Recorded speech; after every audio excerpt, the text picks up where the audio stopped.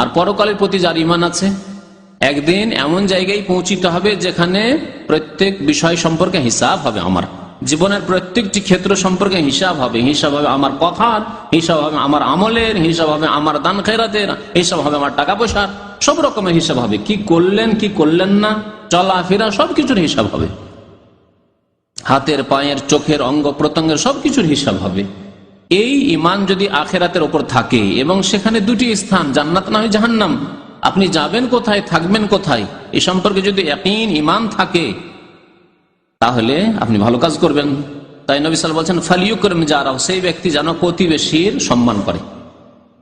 আল্লাহর প্রতি, পরকালের প্রতি যদি ঈমান থাকে তাহলে প্রতিবেশীর কি করতে হবে? সম্মান করবেন। কারণ আল্লাহর কাছে পাবেন আপনি। প্রতিবেশীর সাথে ভালো আচরণ করবেন, তার সম্মান করবেন, কষ্ট দেবেন না কথার দ্বারা, হাতের দ্বারা, চোখের দ্বারা ইত্যাদি। প্রতিবেশীর সম্মান করার মধ্যে বহু জিনিস সামিল রয়েছে। তার স্ত্রী, তার ছেলে মেয়েদের উপর খারাপ নজর না দেওয়া। প্রতিবেশী হতে পারে অনেক সময় নজরে পড়তে পারে, তার স্ত্রী, তার মেয়েরা আছে, তো আপনি খারাপ নজর দেবেন না।